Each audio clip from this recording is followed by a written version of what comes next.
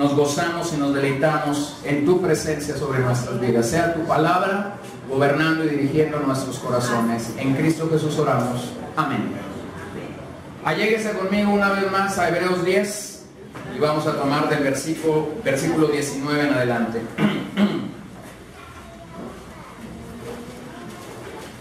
Uno de los propósitos del sistema levítico era mostrar el pecado de la gente, era mostrar la pecaminosidad del individuo.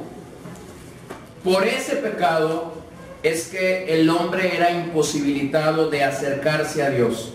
Usted va a encontrar que en el sistema levítico no era si usted era parte del pueblo, si yo era parte del pueblo, no podíamos llegar al tabernáculo. Al tabernáculo llegaban los sacerdotes, el sumo sacerdote entraba al lugar santísimo una sola vez por año. No es como usted que dice el domingo voy a ir a la iglesia, o no es como usted que dice el domingo no voy a ir a la iglesia. No era posible. No había manera en la que un simple mortal pudiera allegarse, acercarse al tabernáculo y ministrar ahí. La manera como el pueblo se acercaba a Dios entonces era por medio de un ritual, de un santuario, de un sacrificio y de ministros imperfectos que señalaban la imperfección y la limitación humana para agradar a Dios y estar cerca de Él. Pero gracias a Cristo eso fue superado y eso tiene que colocarnos, como decía Filiberto esta mañana, colocarnos en un lugar de adoración, de veneración, de exaltación al Rey de Reyes y al Señor de Señores. Este sistema levítico de antaño, del Antiguo Testamento, del Antiguo Pacto, fue ya superado, y de un sistema de sombras pasamos a la realidad. Por la gracia de hoy podemos estar en realidades, ya no en sombras, sino en realidades. Esta epístola, como bien se nos ha dicho, en esta epístola el Señor ministra en un mejor santuario. No es un santuario terrenal hecho por mano de hombres, es un santuario espiritual. En esta epístola se nos ha dicho que el Señor representa un mejor sacerdocio, ya no bajo el linaje de Aarón o bajo la línea de los levitas, sino un linaje, un tipo de sacerdocio, como Tony nos explicaba tan claramente, tan precisamente el día de ayer, sin principio pero sin fin, a través del linaje de Melquisedec. Recordé mucho al hermano Antonino ayer que Tony estaba compartiendo. Él me platicaba que alguna ocasión estuvo en una convención de la Iglesia de Dios. Iba a predicar a alguien al que él no conocía. Cuando lo introdujeron y él no lo conocía, le hace la pregunta al que está al lado: ¿y este quién es? Y entonces el que está al lado le contesta: este es un descendiente de Melquisedec. Y el hermano Antonio le dice: ¿y ese quién es? ¿Y eso por qué? Dice: porque este no tiene linaje, no tuvo abuelo predicador, no tuvo papá predicador, no sabemos nada de él. Este llegó simplemente y está aquí, y sabemos que es un hombre de Dios, no sabemos nada más acerca de él, ¿no? El Señor ofreció también un mejor sacrificio, ya no de animales, como se nos decía ahorita. El sacrificio fue su propio cuerpo, como hemos estado meditando. Y el Señor ofreció también, como ya se nos ha dicho esta mañana, un sacrificio único, perfecto. Por eso el escritor a los Hebreos dice: una sola vez y para siempre. Es decir, no es repetitivo. Jesús entonces cumplió totalmente y por ello reemplazó el sacerdocio y los sacrificios levíticos. Hay tres razones en este pasaje que quiero tocar por las que nosotros deberíamos acercarnos confiadamente a su trono. Primero, quiero destacar que podemos acercarnos a su trono porque tenemos libertad para entrar al lugar santísimo. Dígalo conmigo: libertad para entrar al lugar santísimo. Número 2, quiero destacar que tenemos un camino nuevo. Dígalo conmigo: camino nuevo. Y tercero, quiero destacar que tenemos un gran sacerdote. Dígalo: tenemos un gran sacerdote. Hebreos 10, verso 19. Así que, hermanos, teniendo libertad para entrar en el lugar santísimo por la sangre de Jesucristo, por el camino nuevo y vivo que Él nos abrió a través del velo, esto es, de su carne.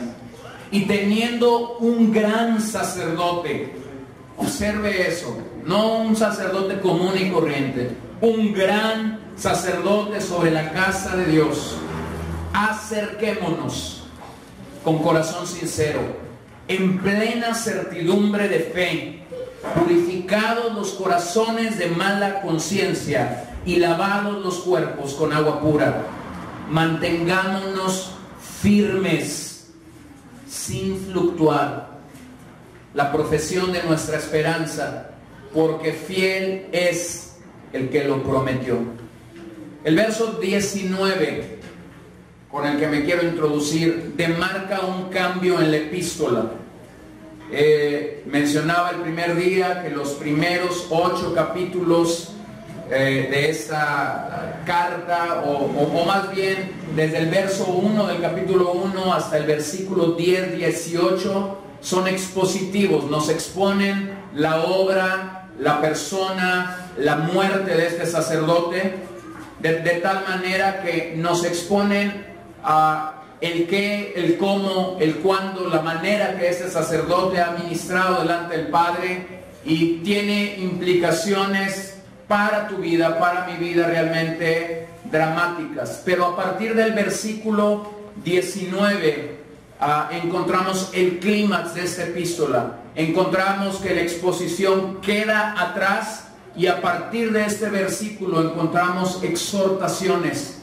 Es decir, porque Cristo ha hecho esto, es que el autor a los Hebreos puede exhortarnos a responder a la obra de Cristo. Lo decía en mi primera sesión, podemos dominar la cristología, podemos dominar el estudio de la persona y de la obra de Cristo, saber el cómo, el cuándo, lo que Él ha hecho. Pero si ese estudio de Cristo no nos lleva a una transformación personal y a una adoración y a una vida devota delante del Señor, algo anda mal. No hemos venido a este lugar para recibir solo información, aunque la palabra de Dios en primera instancia nos informa. Hemos venido a este lugar para regresar a un punto clave en la vida cristiana. Necesitamos portar a Cristo, necesitamos llevar a Cristo a donde nosotros vamos. ¿Y cómo lo llevamos? Lo llevamos a través de vidas transformadas, tocadas, llenas de Él, llenas de su amor, llenas de su pasión, llenas de su gracia. Y lo segundo, lo manifestamos cuando adoramos a Dios. Alguien podrá decir, sí, yo voy los domingos y adoro a Dios. No, hermano, eso es parte de nuestra devoción a Dios, pero la adoración a Dios tiene que estar continua, es diaria, es en esos momentos, mientras tú estás en casa, mientras tú estás caminando, mientras tú vas en tu bicicleta, mientras tú vas en tu carro. Yo lo he dicho, y hay gente que no me cree, yo lo he dicho, que cada vez que yo voy en mi carro y me estoy moviendo en la ciudad, yo no pierdo el tiempo, yo voy adorando a Dios, yo voy orando, sobre todo si me voy a reunir con alguien, si voy a tener un tiempo de consejería, si voy a estar ministrando a alguien, yo no pierdo el tiempo prendiendo la radio, yo voy adorando al Señor. Y de repente cuando yo voy ahí, yo veo que hay gente a mi lado que me está viendo y como que buscan con quién voy hablando. Eso no me importa, eso no me interesa. Si piensan que estoy loco, yo estoy ahí en mi carro con una cita muy importante. Estoy hablando con mi jefe, estoy hablando con mi Dios, estoy hablando con mi Padre. La adoración tiene que ser espontánea. Tenemos que llegar a adorar a Dios en cada faceta de nuestras vidas. Entonces dice aquí el autor a los Hebreos, así que, y es como el eslabón que demuestra que de todo lo que se ha dicho anteriormente, en los primeros 10 capítulos hasta el verso 18, aquí debería manifestarnos o llevarnos. Dependemos de lo anterior, dependemos de la obra de Cristo, dependemos del sacerdocio de Cristo para responder a ello. De nuevo, en esta epístola se nos presentan argumentos a partir de estos versos que favorecen la superioridad del sacerdocio de Cristo. Pero quiero concentrarme en esas tres cosas que le dije. Número 1, verso 19, tenemos libertad para entrar al lugar santísimo. Usted recordará, y déjeme hacer un poquito de historia, y para los que no saben esto, que nos familiaricemos. Usted recordará que en el Antiguo Testamento el lugar santísimo representaba esta parte del tabernáculo, que era una parte totalmente sagrada, una parte totalmente restringida. ¿Se acuerda quién podía entrar al lugar santísimo? El sumo sacerdote. ¿Cuándo podía entrar el sumo sacerdote al lugar santísimo? Una vez solamente al año. Entonces, quiero llevarlo sobre el tabernáculo y recordarle esto. El tabernáculo era una tienda movible.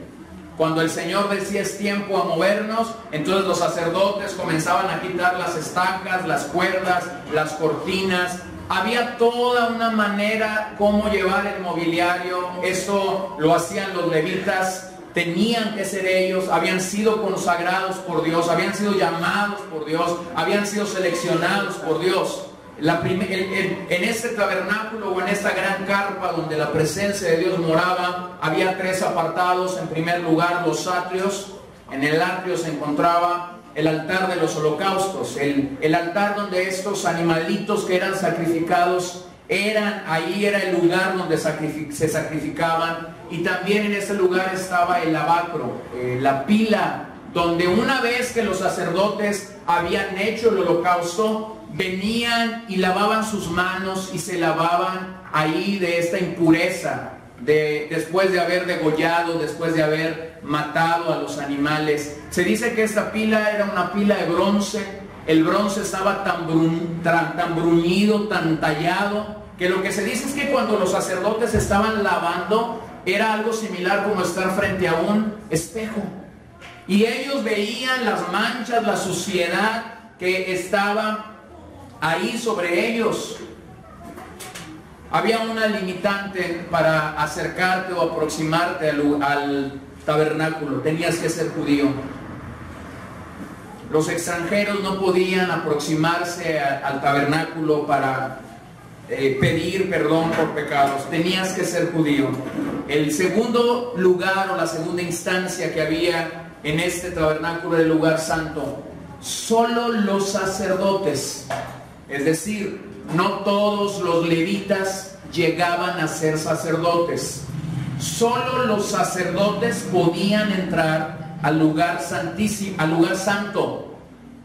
A este lugar se entraba diariamente a ministrar a Dios.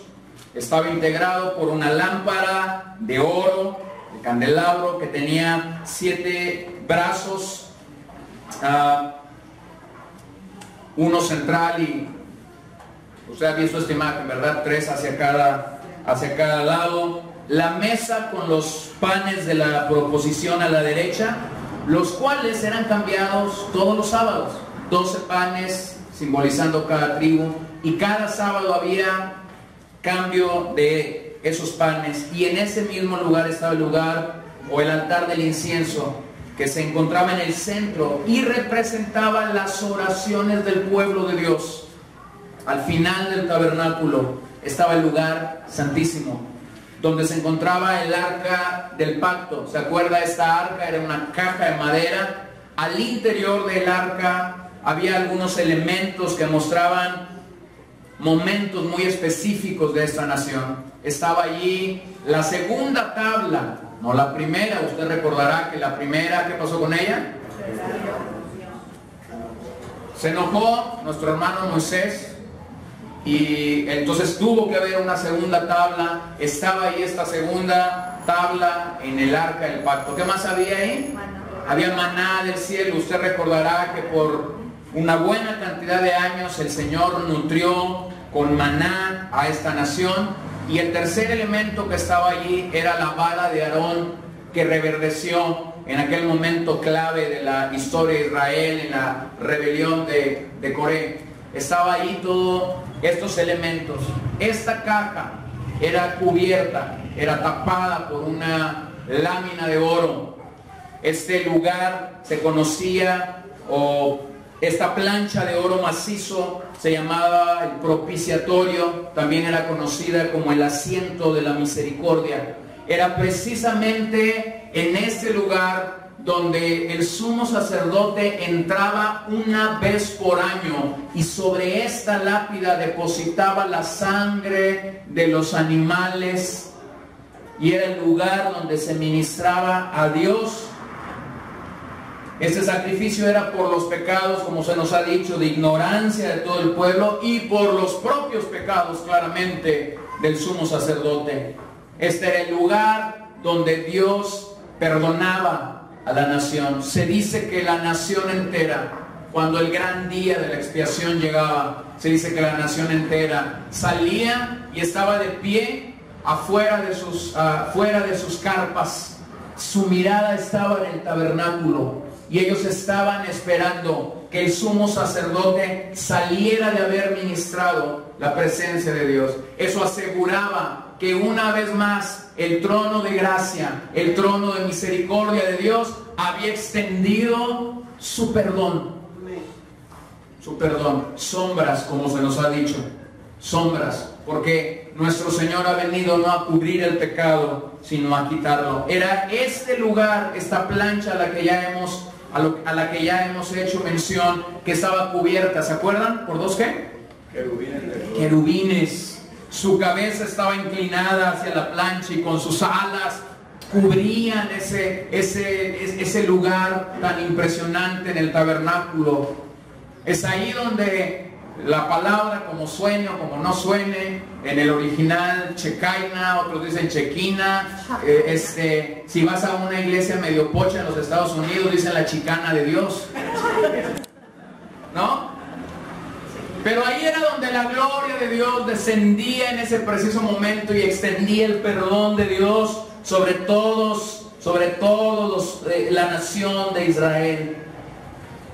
Era en ese lugar donde se dice que el sumo sacerdote estaba en riesgo de muerte si ministraba de manera inadecuada, si ministraba indignamente. Se le colocaba al sumo sacerdote unas campanillas en su vestuario, en la parte final. Nadie más podía entrar, pero si él estaba en movimiento, las campanitas sonaban. Le colocaban una cuerda, lo amarraban de la cintura y ahí era una cuerda y allá estaba la otra parte. Si se dejaba de oír el ruido de las campanillas, lo único que los que estaban atrás tenían que hacer era jalar la cuerda. Y algunos sumos sacerdotes, eso era para asegurar que si uno de ellos moría, había manera de jalarlo, sacarlo del lugar santísimo, ya que nadie podía entrar allí sino solo el sumo sacerdote. En todo este ceremonial, hermanos, prevalecía una norma. La norma era la prohibición. La prohibición. La prohibición. ¿Por qué? Por causa del pecado del hombre. Por causa del pecado del hombre.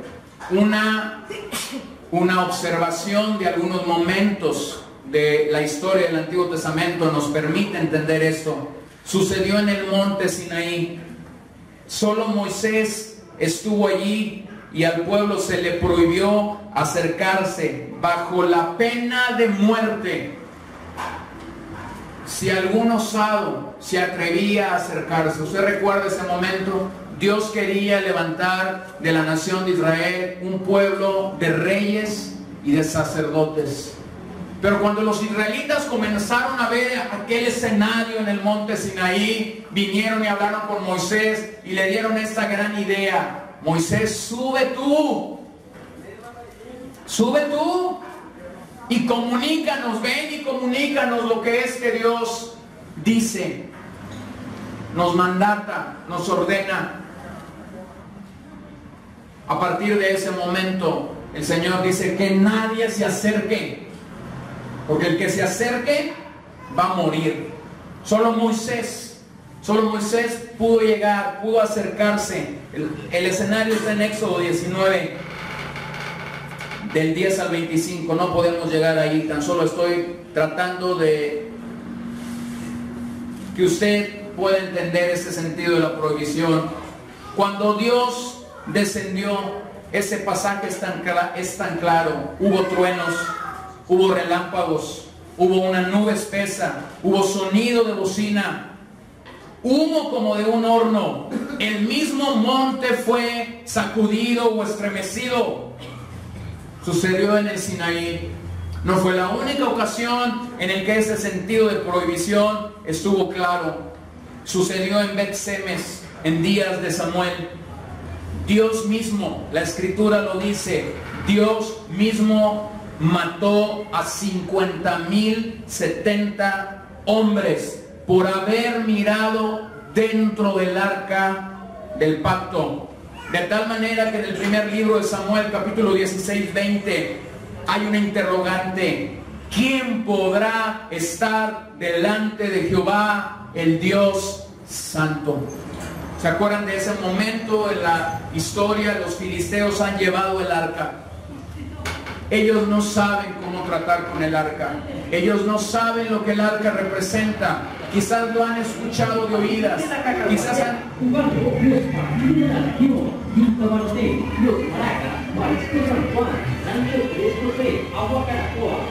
Digo, porque todavía nunca había tenido un mensaje tan musicalizado como el de anoche, ¿no? Bueno, sucedió ahí en Bet-Semes. Los filisteos habían llevado el arca. Ellos no sabían o no entendían el trato de Dios con el pueblo de Israel a través de esa arca. Y entonces comenzaron a venir unos: pues el arca está aquí. Entonces dicen que comenzaron a mirar hacia adentro del arca. Aquel día 50,070 hombres murieron. No eran israelitas, eran filisteos. Ellos desconocían esta situación. Pero Dios no tuvo misericordia. Él había sido muy claro con esta arca. Imagínense, un solo hombre entraba a ministrar y no le era permitido mirar hacia adentro. Entraba para depositar tan solo sangre en el propiciatorio. No fue la única ocasión en la que Dios manifestó este sentido de prohibición. Usted recordará aquel día que el arca es traída de casa de Abinadab de manera incorrecta. David ha llegado a ser rey. El arca no está donde debe estar. Y David dice: es tiempo de traer el arca a la gran ciudad. Si usted ha leído alguna vez cómo el arca tenía que ser movilizada, había claros lineamientos. Los levitas sobre sus hombros tenían que llevar. Pero por ahí, como a veces por allí, nosotros tenemos buenas ideas o grandes ideas o ideotas, como yo digo, para ayudar a Dios en cómo Dios dice que las cosas tienen que ser. Por allí salió alguien. Yo he tratado de examinar la vida de Usa, este hombre que murió aquel día. Yo he tratado de indagar lo más que he podido. Yo creo que Usa era un hombre bien intencionado, que cuando vio que el arca que estaba siendo movilizada en una carreta con bueyes fuertes, y vio que el arca pasó por este momento de piedras, de hoyos, no sé, y iba a caer, Usa dice: ¿cómo va a caer el arca? Y el osado mete las manos sin saber lo que le iba a pasar. Inmediatamente Usa murió. ¿Por qué murió? Porque había un sentido de prohibición. Había un sentido de lo sacro, de lo santo en esta arca. Usa no estaba autorizado, pero quiso preservar el arca, y Dios mismo lo mató. Alguien pudiera decir: pero si iban a llevar el arca al lugar donde tenía que estar, ¿era una idea buena? Sí, era una idea buena, pero estaban haciendo las cosas con métodos humanos, no como Dios lo había ordenado. Y no es mi tema, como ya han dicho los que me han antecedido, pero ya que estamos aquí, pues de paso lo digo. Hermano, Dios no necesita nuestra ayuda. Deja de querer ayudar a Dios. Oh, es que si Dios sanara a mi hijo se salvara. No se va a salvar. Tú tienes tus planes, Dios tiene los planes con ese muchacho. Oh, es que si Dios contestara así, Dios es soberano, no necesita tu ayuda. O a los que somos pastores, ay, es que si yo le hiciera así, si yo hiciera esto con la gente. ¿Llegaste a ese punto porque viste que a alguien le funcionó o porque un día viniste a la Biblia y la Biblia te llevó a entender eso? Tenemos que cuidar que lo que hacemos, lo hacemos bajo los principios de Dios, no bajo nuestras ideas. Así que en este tenor, la palabra prohibición, la palabra prohibido, estaba delimitando algo que nosotros ahora entendemos que era una sombra. Acercarse donde Dios estaba, mirar las cosas sagradas, tocar las cosas sagradas, todo por el mismo pecado del hombre. Escúcheme bien, si viviéramos bajo este sistema aún, muchos de nosotros estaríamos muertos hace mucho tiempo.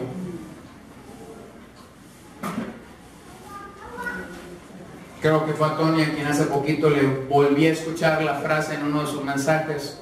Me recordó la frase que leí hace muchos años, donde este autor dice: los cristianos no decimos mentiras, solo las cantamos. Señor, me acerco con manos limpias a tu trono para ministrarte. ¿Realmente están limpias nuestras manos? Señor, me acerco sin ira ni contienda, no más que no se siente detrás de mí el hermanito, porque a ese le traigo ganas. Cantamos cosas, hermanos, con una liviandad increíble. Estaba viendo una vez a un hombre y estaba ahí mientras adorábamos a Dios y estaba callado, estaba escuchando que los demás cantaran, y al siguiente canto empezó a cantar y yo dije, pues no se sabía el otro. Pero al final de la reunión me dice, hubo este himno, y me dijo cuál himno era, que yo no podía cantar. Yo me sentía miserable, hipócrita si lo cantaba. Yo dije, ¿sabes qué? Pues qué bueno que no lo cantaste. Eso honra más a Dios que si lo hubieras cantado. Pero dice, en algún momento del servicio la palabra me quebrantó y me desafió a hacer un cambio en mi vida. Lo prohibido en este pacto o en este sistema de adoración que ellos tenían, ahora es con tanta liviandad que muchas veces nos acercamos al Señor, y tenemos que ser cuidadosos, hermanos. Tenemos que ser cuidadosos. Ahora tenemos el firme testimonio que cuando Cristo murió, el velo se rasgó en dos. ¿Se acuerda de ese momento en Mateo 27? ¿Se acuerda de dónde se inició que ese velo se rasgó? Del cielo, de arriba hacia abajo, haciendo una clara indicación nuevamente que era Dios el iniciador, el que estaba rompiendo el velo que nos impedía entrar al mismo lugar santísimo. En este sacrificio radica nuestra libertad para entrar en el lugar santísimo. Hebreos 6, versículo 19 al 20, la cual tenemos como segura y firme ancla del alma, y que penetra hasta dentro del velo, donde Jesús entró por nosotros como precursor, hecho sumo sacerdote para siempre según el orden de Melquisedec. El privilegio que anteriormente le pertenecía solo al sumo sacerdote, ahora es nuestro. ¿Por qué? ¿Porque lo merecemos? No, por la sangre del Cordero, por la sangre del Cordero. Aquel día cuando Jesús dijo a los judíos, yo soy el camino, la verdad y la vida. Nosotros no entendemos lo que Jesús muchas veces les estaba diciendo a sus primeros oyentes. Dentro del pueblo judío había una manera de entender el tabernáculo. Dentro del sistema levítico había una manera de entender el tabernáculo, o una clave, como diría alguien por ahí. Conozco la clave, ¿no? Los levitas, la gente que estaba en el tabernáculo, llamaba a la primer cortina del tabernáculo el camino. llamaba a la cortina del lugar santo la verdad, llamaba a la cortina del lugar santísimo la vida. Cuando Jesús estuvo delante de los judíos y dijo: yo soy el camino, yo soy la verdad y yo soy la vida, estaba diciendo: señores, ustedes tienen frente a sí el tabernáculo vivo, la misma entrada a la presencia de Dios para adorar. Qué maravilloso escenario el que el autor a los Hebreos nos presenta entonces.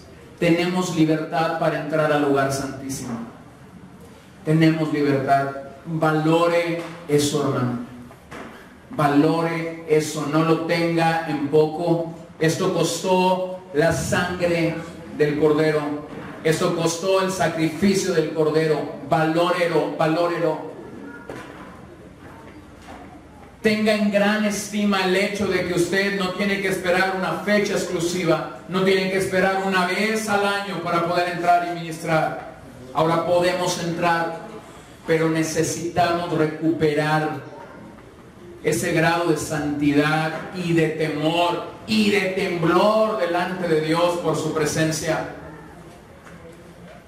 Número 2, tenemos un camino nuevo, dice el autor a los Hebreos en este pasaje, ahí en el verso 20. En el antiguo pacto este camino se encontraba cerrado, bloqueado. Para los gentiles que deseaban acercarse a los atrios de Jehová era imposible. Solo los judíos podían llegar ahí. Para los judíos que deseaban entrar al lugar santo o al interior del tabernáculo, prohibido. Solo los levitas y los sacerdotes podían estar allí. Para los sacerdotes que deseaban entrar al lugar santísimo, prohibido. Solo el sumo sacerdote podía estar ahí. Este camino, dice el autor a los Hebreos, es nuevo. Literalmente la palabra nuevo ahí significa reciente. Es un camino reciente. Solo unos años atrás de cuando él está escribiendo esta epístola, ya se nos dijo que seguramente esta epístola fue escrita antes del año 70 después de Cristo, porque hay mención al templo, y el templo fue destruido en el año 70 en esta conquista de Jerusalén, donde el general Tito Vespasiano tenía la encomienda de destruir, de acabar con todo. Este es un camino nuevo. Este es un camino reciente, inaugurado por el precursor, por el Hijo de Dios. Juan 14:6, Jesús dijo: yo soy el camino, la verdad y la vida. El camino. Nadie viene al Padre sino por mí. En Juan capítulo 10, verso 9, yo soy la puerta. El que por mí entrare será salvo, y entrará y saldrá y hallará pastos. Él mismo está abriendo la puerta y está diciendo: es necesario que entres. Yo la abrí. Yo di un nuevo camino.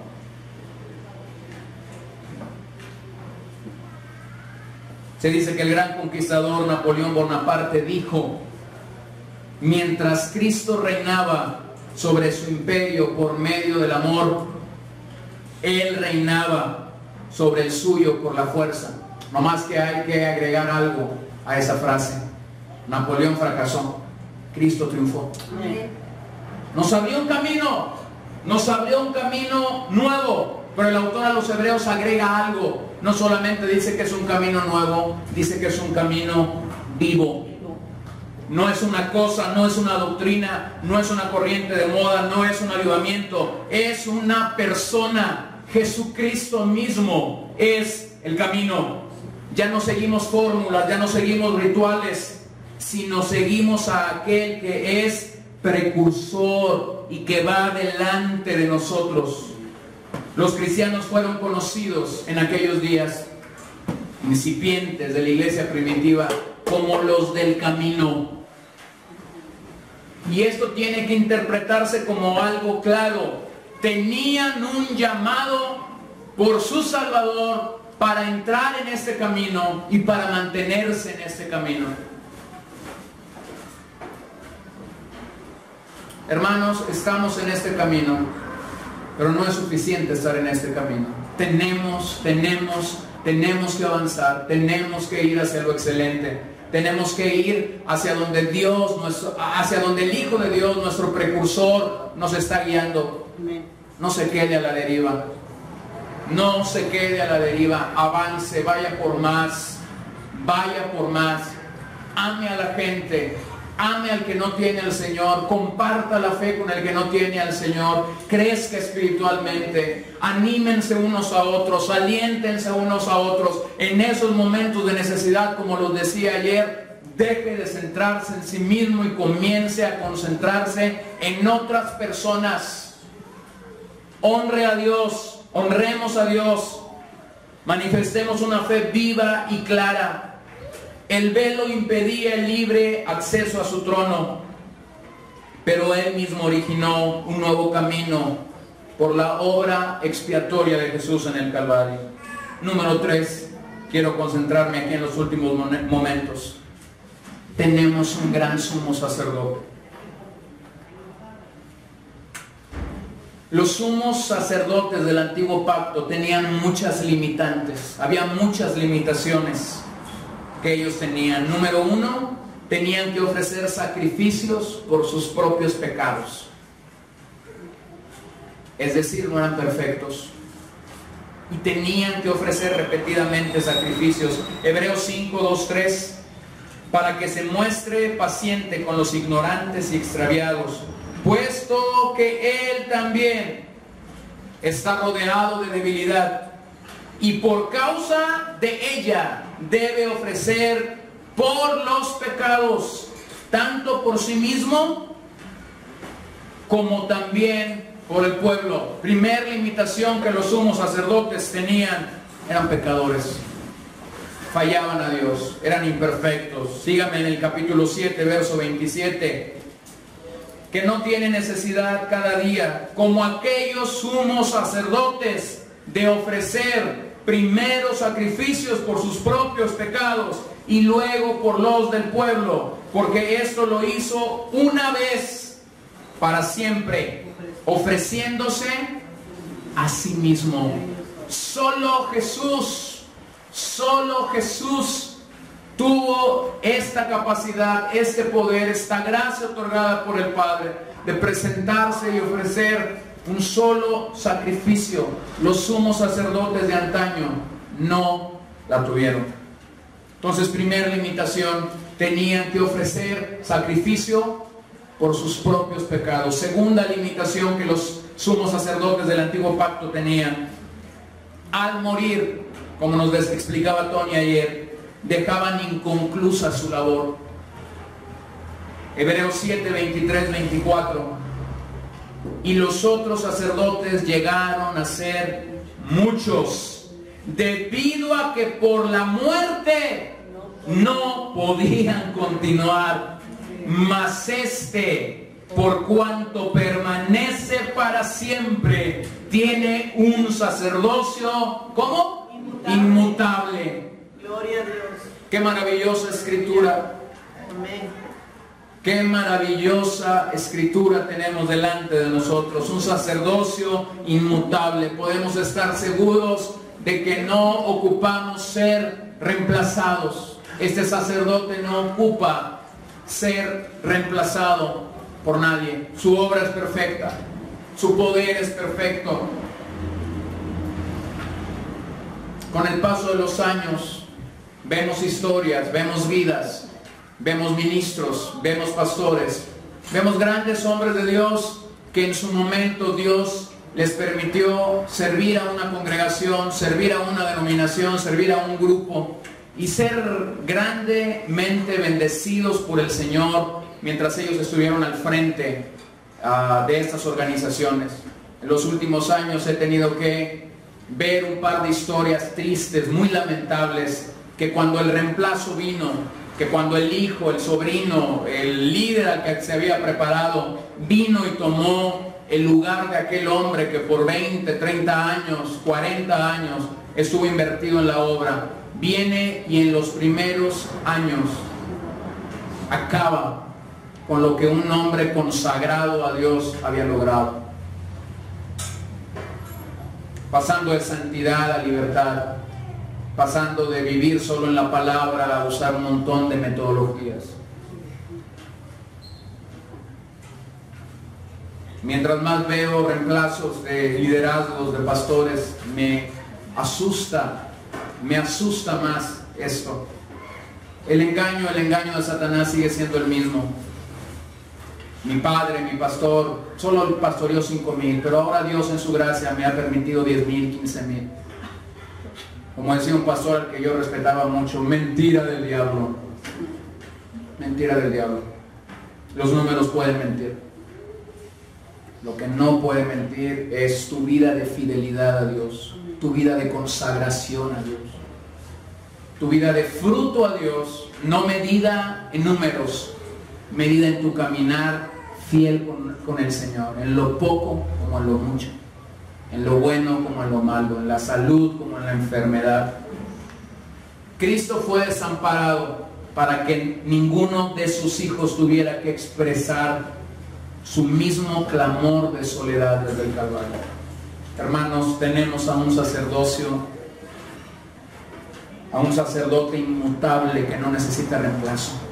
El tercer limitante que los sacerdotes tenían es que ofrecían sacrificios constantemente porque no podían hacer perfectos a nadie.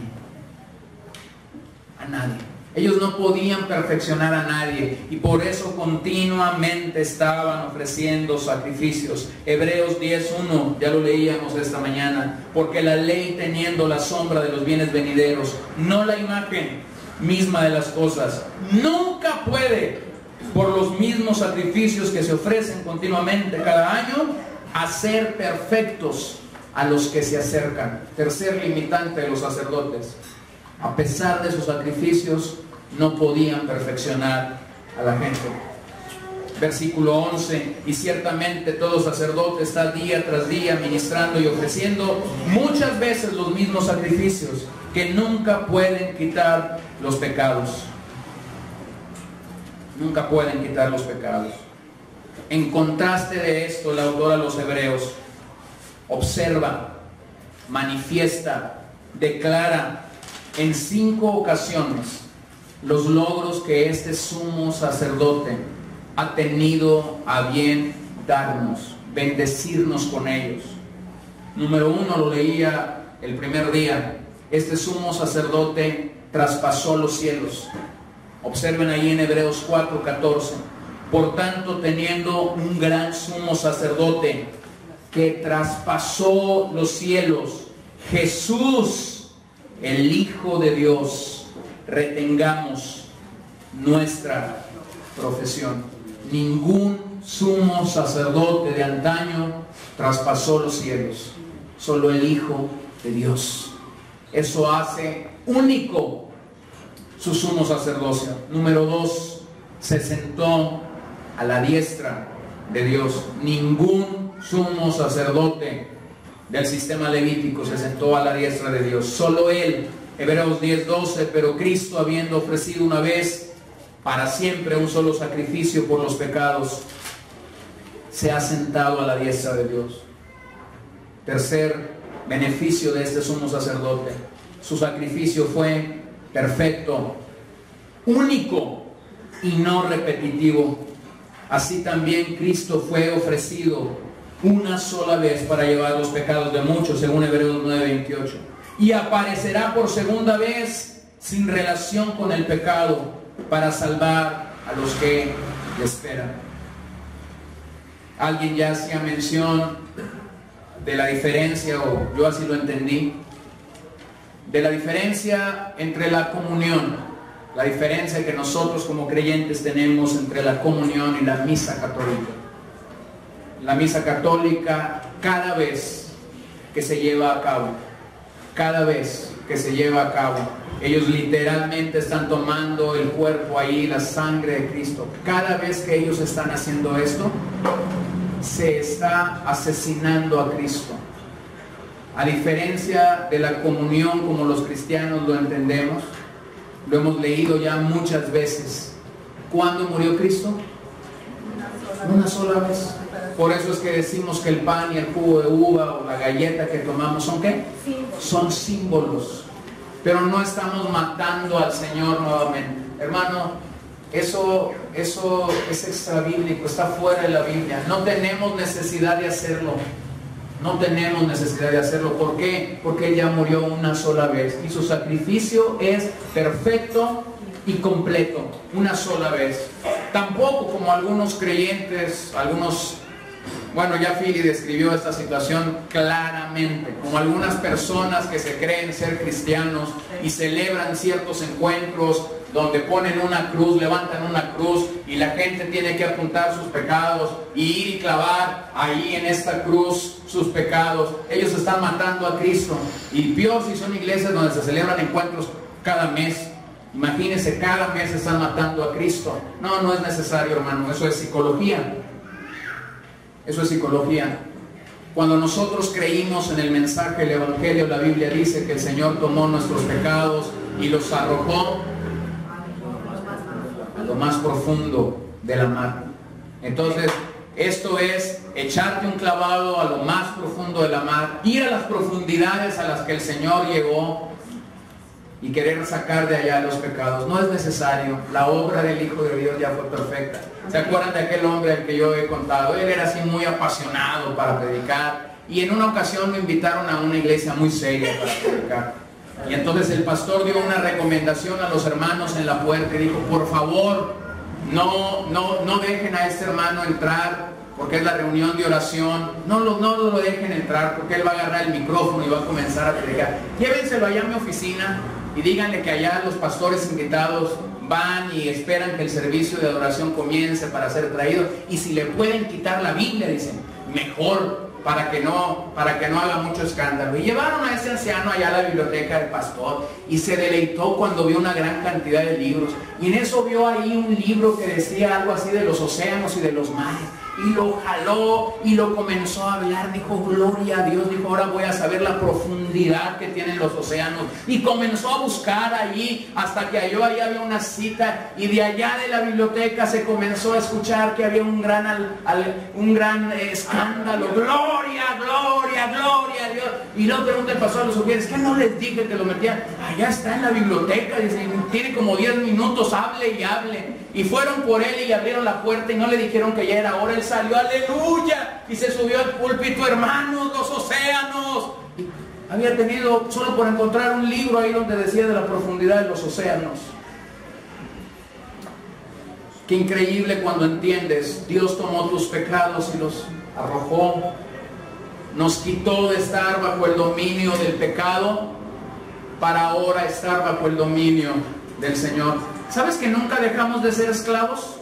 Éramos esclavos del pecado. Tan solo el Señor nos cambió de amo. Ahora somos esclavos de Dios. Somos los dulos, esclavos por amor. Entendemos esta idea clara del Nuevo Testamento. Número 4, no ofreció sangre extraña. No era la sangre de animales, era su propia sangre. Hebreos 9:14, cuanto más la sangre de Cristo, el cual mediante el Espíritu Eterno se ofreció a sí mismo sin mancha a Dios, limpiará vuestras conciencias de obras muertas para que sirváis al Dios vivo. Hermano, la sangre de Cristo no solo tiene el poder para quitar tu pecado, como ya se ha dicho, tiene el poder para limpiar. ¿Tú qué dice? ¿Tú qué dice ahí? Vuestras conciencias. Vuestras conciencias. ¿De qué? De obras muertas. Hemos dicho que la conciencia es este sistema de alarma. Así como usted puede tener una alarma en su carro, en su casa, que si alguien quiere ahí, comienza a sonar, a pitar, a, no sé, a avisarle. El otro día iba con alguien y estaba un carro de estos que venden gas, ¿no? Y metieron reversa, ¿no? Cuidado con el carro, cuidado con el carro. Iba con alguien que yo creo que nunca había visto este sistema de alarma y se pegó un susto, ¿no? ¿Quién me está hablando? Digo, no es el carro, le digo yo, está nomás reverseando, ¿no? Entonces, la conciencia hace eso en nuestras vidas, nos avisa.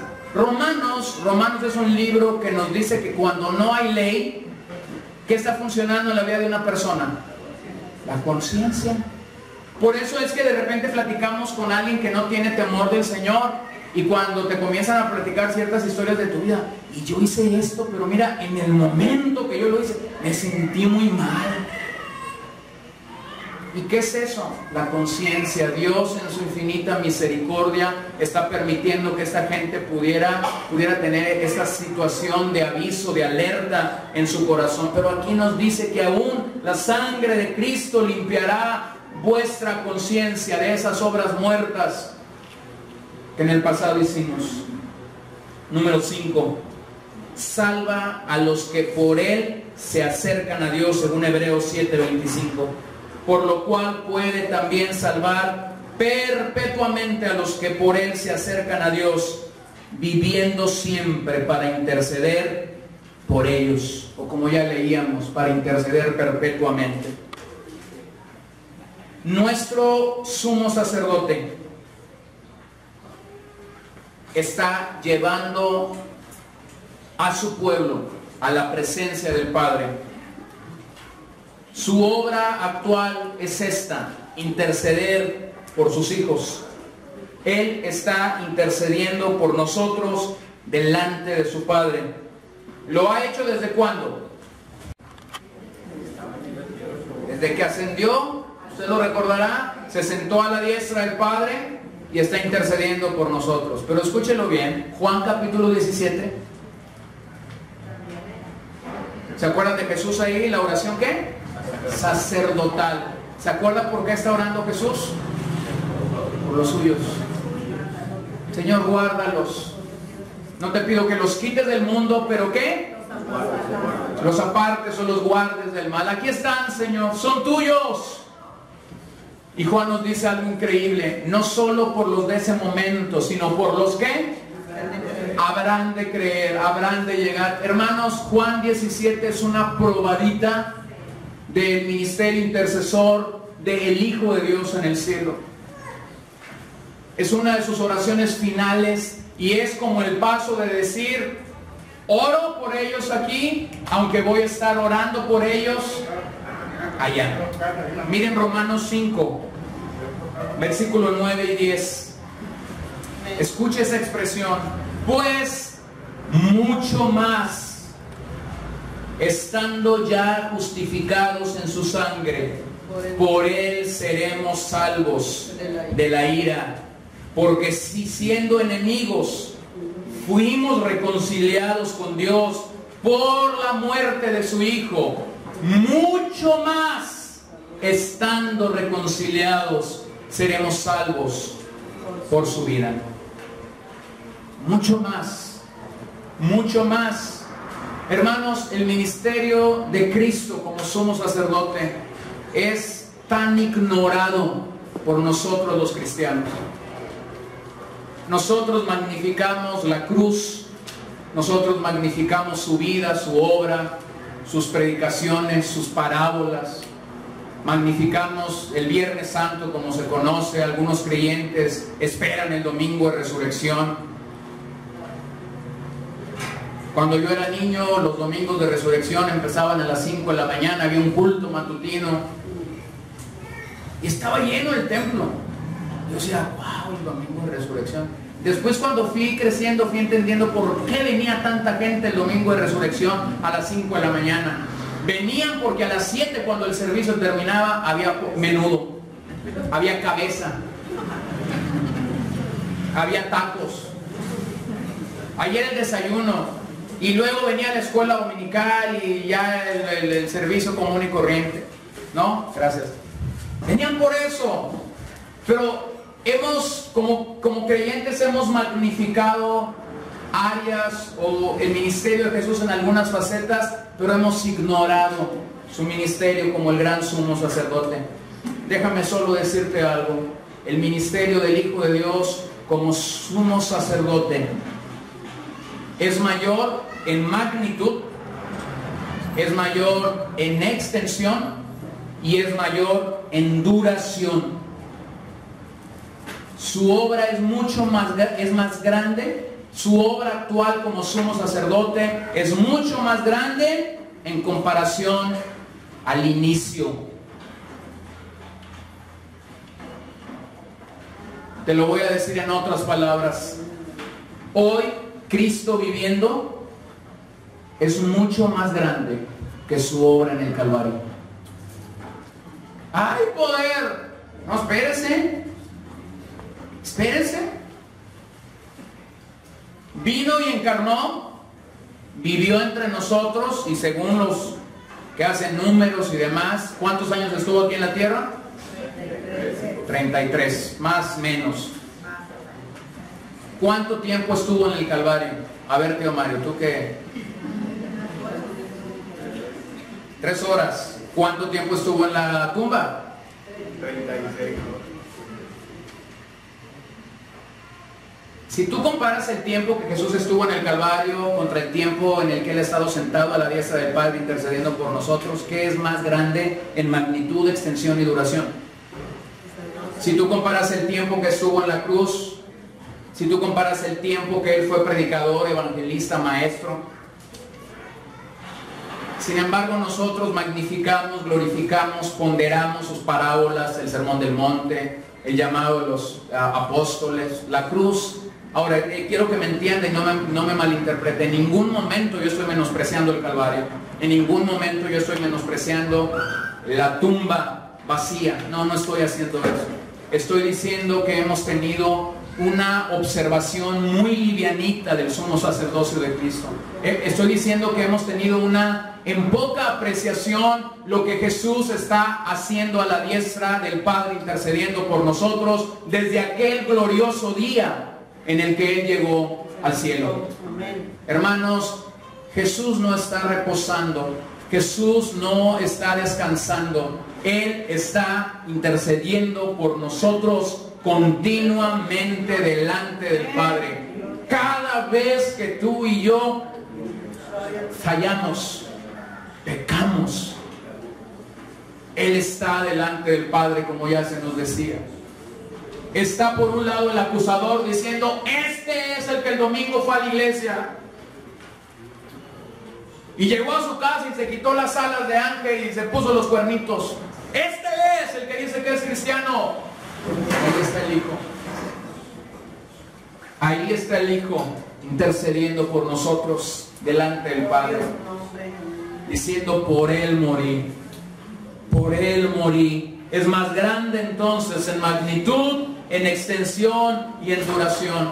Por eso es que el autor a los Hebreos nos dice lo que nos dice después de explicar estas 3 cosas. Acerquémonos. ¿Por qué me puedo acercar a este Dios tan grande, tan santo, tan perfecto? Me puedo acercar por 3 cosas. Porque tenemos libertad para entrar al lugar santísimo. Porque yo hice algo, claro que no. Porque Él murió por mí y entregó su sangre preciosa. Me puedo acercar a Él, segundo, porque Él abrió un camino que es nuevo y es vivo. Me puedo acercar al trono de gracia porque Él es mi sumo sacerdote y está intercediendo, orando por mí continuamente. Gracias. Santiago 4:8 dice en otras palabras algo similar: acercaos a Dios y Él se acercará a vosotros. Pecadores, limpiad las manos, y vosotros los de doble ánimo, purificad vuestros corazones. El Salmo 73:28: pero en cuanto a mí, el acercarme a Dios, dijo el salmista, es el bien. He puesto en Jehová el Señor mi esperanza, para contar todas sus obras. Hermanos, yo me sumo a lo que el salmista dice en este pasaje. Acercarnos al Señor es bueno para nosotros. Es bueno para nosotros. Es el bien para nosotros. Pero eso no es lo más grande que debe llevarnos al trono de Dios. lo más grande que debe llevarnos al trono de Dios es el entendimiento de que a pesar de nuestros pecados, nuestro amado Señor Jesucristo ha abierto un camino al Padre. ¿Cómo debemos acercarnos? La Escritura no nos deja incompletos. Nos dice en este pasaje cómo debemos acercarnos. Número 1, nos dice con un corazón sincero, con todo el centro de nuestro ser. Todo nuestro corazón debe desear acercarse al Señor. Por eso es que a veces no entiendo a la gente. Lo decía Philly ahorita, es que no tuve tiempo.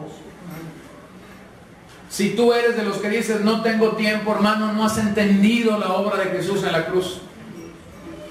Vergüenza nos debería decir que no tenemos tiempo para leer la Biblia. Vergüenza nos debería decir que no tenemos tiempo para adorarlo.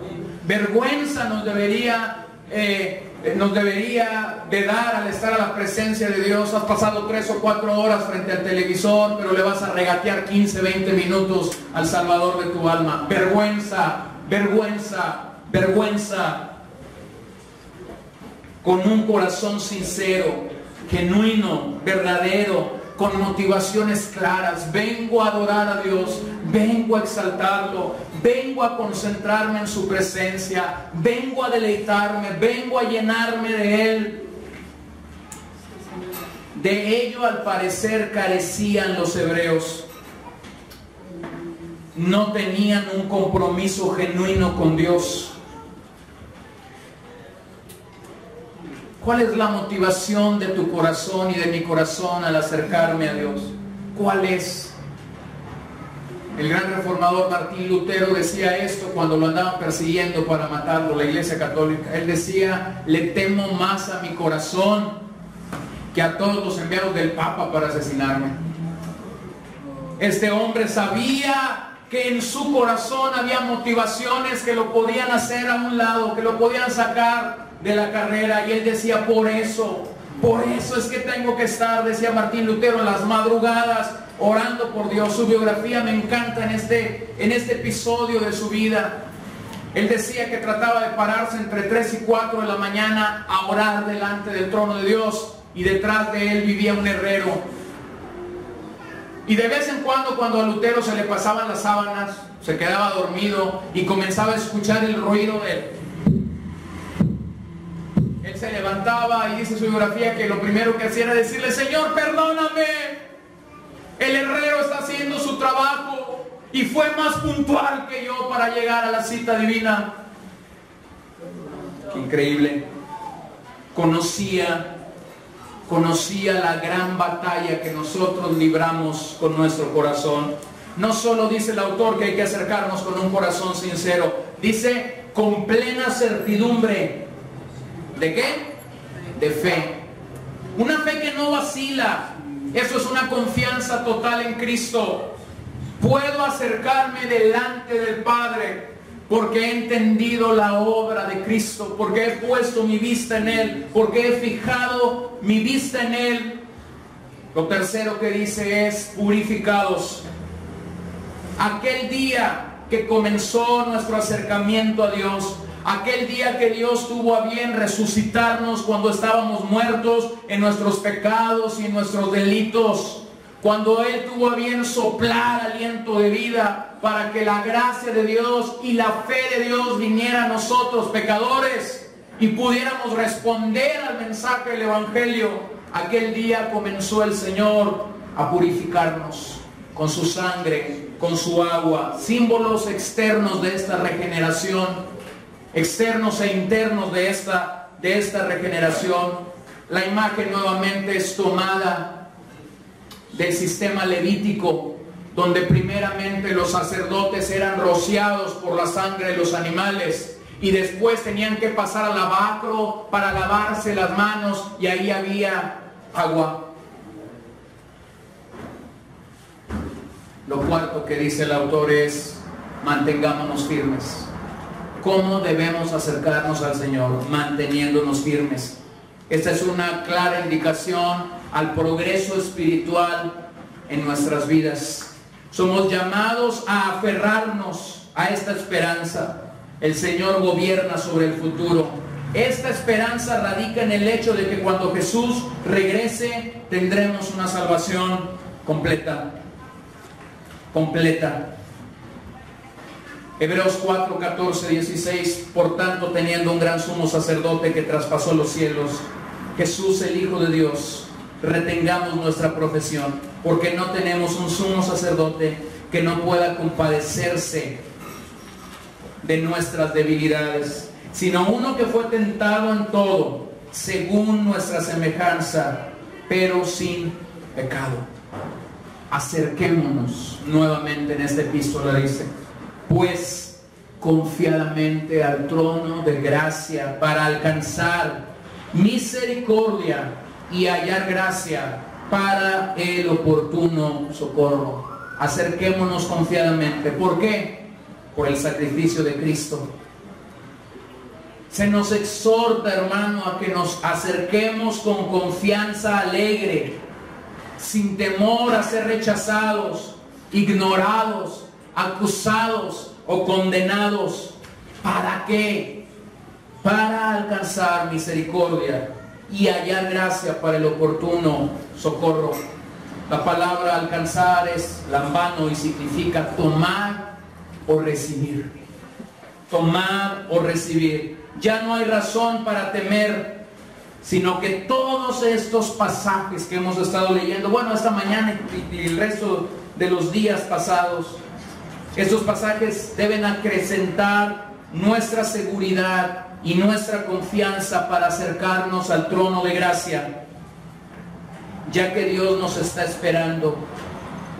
Gracias al ministerio sacerdotal de su Hijo amado, Él nos está esperando. ¿Qué recibimos? ¿Qué recibimos? Misericordia. ¿Cree que usted y yo necesitamos la misericordia de Dios todavía? Yo sí. ¿Se acuerdan aquel momento en la vida de Jeremías increíble? La ciudad está destruida. Él ha tenido la oportunidad de ser tratado con un trato preferencial. El rey de Babilonia ha escuchado cuando él se aproximaba a tomar y destruir esta ciudad. El rey ha escuchado que había un profeta dentro de esta ciudad que estaba diciendo al rey en turno: entrégate, no presentes resistencia al rey de Babilonia. La palabra de Dios dice que si tú te entregas, te van a tratar bien. Y eso ha llegado a oídos del rey y del general que está introduciéndose a tomar y destruir completamente Jerusalén. Llega el día en el que buscan a Jeremías y el general le dice: puedes venir a Babilonia y serás bien tratado. Puedes ir a donde tú quieras ir o te puedes quedar en esta ciudad. Y Jeremías opta, usted y yo sabemos, por quedarse en Jerusalén.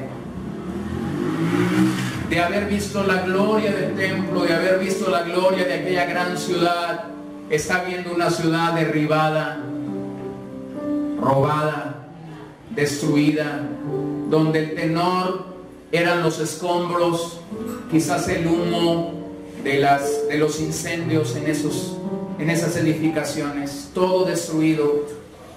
Se habían ido los ricos, se habían ido los inteligentes, se habían ido los letrados, se había ido la crema innata de Jerusalén y habían dejado a lo que a los ojos de los babilonios eran lo peor, y entre ellos estaba Jeremías.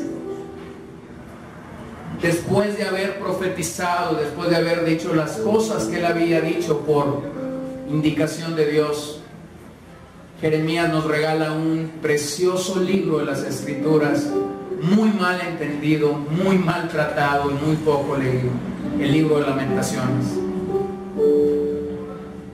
Y en el centro, en el corazón de este libro, yo me imagino que aquel día, después de que a Jeremías le habían dado esta opción, quizás no pudo dormir toda aquella noche, pero yo me he imaginado a Jeremías caminando sobre la ciudad y viendo todo aquello destruido y diciendo: oh Dios, tu fidelidad es grande.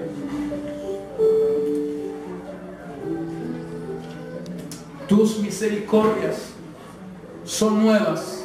Dígame, recuérdeme cuándo lo dijo. ¿Cada qué? Cada mañana.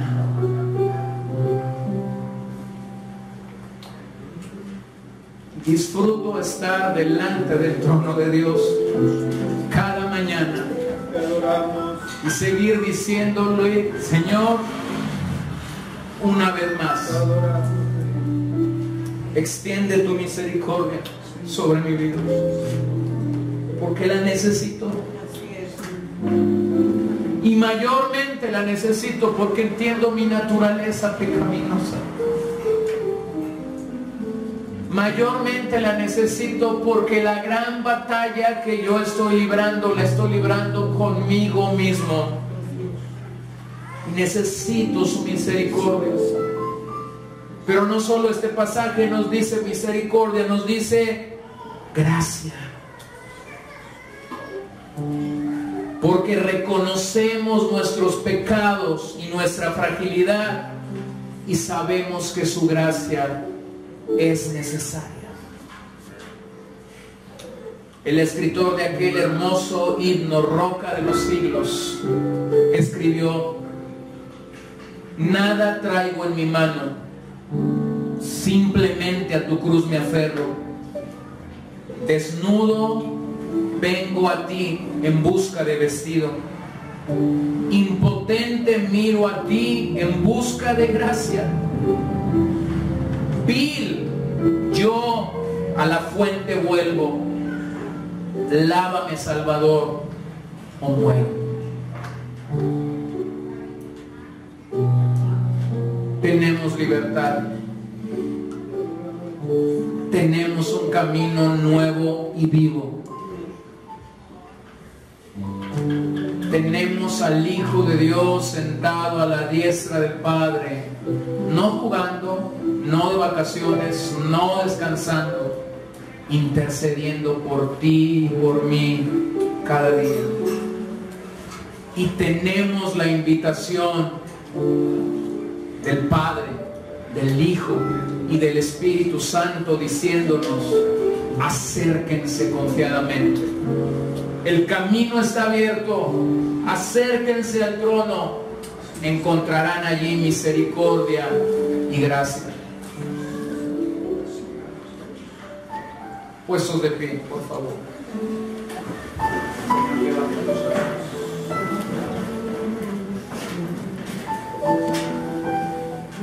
Cuando el sumo sacerdote entraba y ministraba una vez al año, el pueblo esperaba su salida. Pero cuando Cristo entró a ministrar al cielo, Él ya no salió. Nos dejó el camino abierto y nos dejó la puerta abierta. Él ya no regresó, pero Él nos dejó el camino para que nosotros vayamos. Hermanos, tengamos libertad en su presencia para buscarle, para acercarnos confiadamente a su trono.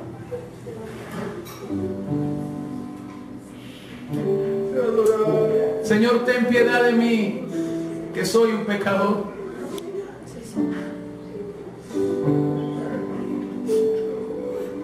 Ten misericordia de mí.